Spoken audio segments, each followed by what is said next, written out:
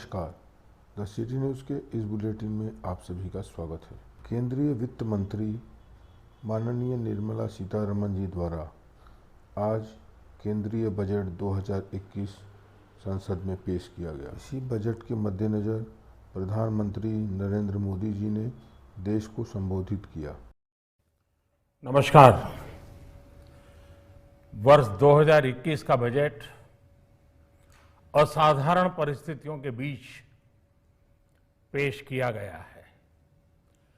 इसमें यथार्थ का एहसास भी और विकास का विश्वास भी है। कोरोना ने दुनिया में जो प्रभाव पैदा किया, उसने पूरी मानव जाति को हिलाकर रख दिया है। इन परिस्थितियों के बीच आज का बजट भारत के आत्मविश्वास को उजागर करने वाला है और साथ ही दुनिया में एक नया आत्मविश्वास भरने वाला है। आज के बजट में आत्मनिर्भरता का विजन भी है और हर नागरिक, हर वर्ग का समावेश भी है। हम इस बजट में जिन सिद्धांतों को लेकर चले हैं वो हैं ग्रोथ के लिए नए अवसरों, नई संभावनाओं का विस्तार करना, युवाओं के लिए नए अवसरों का निर्माण करना, मानव संसाधन को एक नया आयाम देना, इंफ्रास्ट्रक्चर निर्माण के लिए नए नए क्षेत्रों को विकसित करना, आधुनिकता की तरफ आगे बढ़ना, नए सुधार लाना।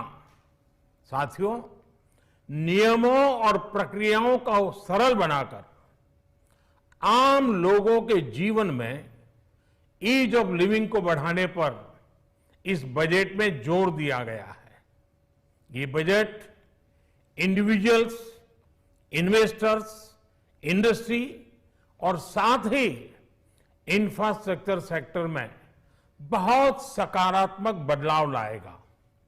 मैं इसके लिए देश की वित्त मंत्री निर्मला जी को और उनके साथी मंत्री अनुराग जी और उनकी टीम को बहुत बहुत बधाई देता हूं। साथियों, ऐसे बजट देखने को कम ही मिलते हैं जिसमें शुरू के 1-2 घंटों में ही इतने सकारात्मक रिस्पांस आए।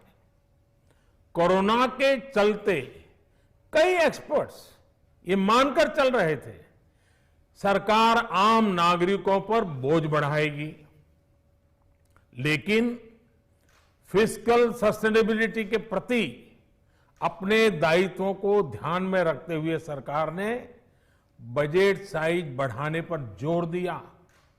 हमारी सरकार ने निरंतर प्रयास किया है कि बजट ट्रांसपेरेंट होना चाहिए। मुझे खुशी है कि आज अनेक विद्वानों ने इस बजट की ट्रांसपेरेंसी की सराहना की है। साथियों, भारत कोरोना की लड़ाई में रिएक्टिव होने के स्थान पर हमेशा ही प्रोएक्टिव रहा है। चाहे वो कोरोना के काल में किए गए रिफॉर्म्स हो या फिर आत्मनिर्भर भारत का संकल्प, इसी प्रोएक्टिवनेस को बढ़ाते हुए आज के बजट में भी रिएक्टिव का नामो निशान नहीं है। साथ ही हम एक्टिव पर, स्टेटस को पर भी अटके नहीं हैं और हमने इस बजट में भी प्रोएक्टिव बजट देकर के देश के सामने प्रोएक्टिव होने का संदेश दिया है। यह बजट उन सेक्टर्स पर विशेष रूप से केंद्रित है जिनसे वेल्थ और वेलनेस दोनों ही तेज गति से बढ़ेंगे, जान भी जहान भी। इसमें एमएसएमईज और इंफ्रास्ट्रक्चर पर विशेष रूप से जोर दिया गया है। इसी तरह ये बजट जिस तरह से हेल्थ केयर पर केंद्रित है वो भी अभूतपूर्व है। ये बजट देश के हर क्षेत्र में विकास यानी ऑल राउंड डेवलपमेंट की बात करता रहता है। खास तौर पर मुझे खुशी है कि इस बजट में दक्षिण के हमारे राज्य, पूर्वोत्तर के हमारे राज्य और उत्तर में लेह लद्दाख जैसे क्षेत्रों में विकास पर विशेष ध्यान दिया है।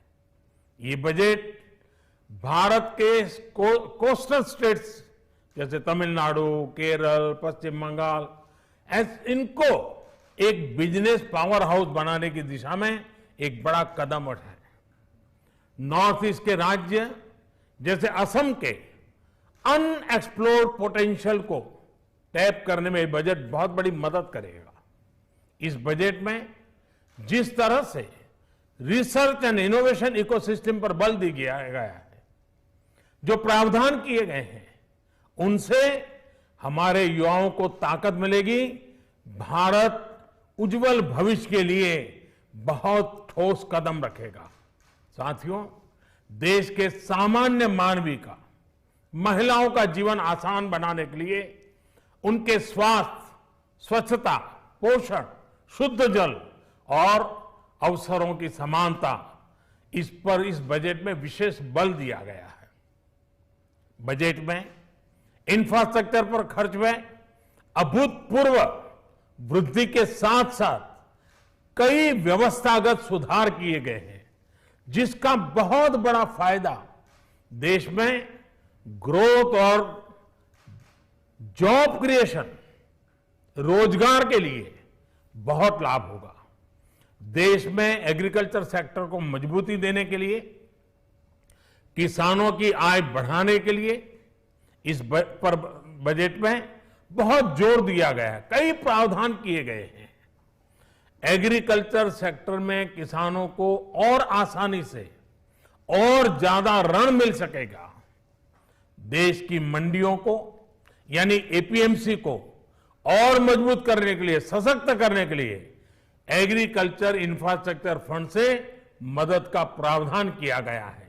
ये सब निर्णय ये दिखाते हैं कि इस बजट के दिल में गांव है, हमारे किसान है। एमएसएमई सेक्टर को गति देने के लिए, रोजगार के अवसर बढ़ाने के लिए इस बार एमएसएमई सेक्टर का बजट भी पिछले साल की तुलना में 2 गुना से ज्यादा कर दिया गया है। साथियों, ये बजट आत्मनिर्भरता के उस रास्ते को लेकर आगे बढ़ा है जिसमें देश के हर नागरिक की प्रगति शामिल है। ये बजट इस दशक की शुरुआत की एक मजबूत नींव रखने वाला बजट है। सभी देशवासियों को आत्मनिर्भर भारत के इस महत्वपूर्ण बजट के लिए मैं बहुत बहुत शुभकामनाएं देता हूं। फिर से एक बार वित्त मंत्री जी और उनकी टीम को बहुत बहुत अभिनंदन करता हूं, धन्यवाद करता हूं। Bureau report, the city news.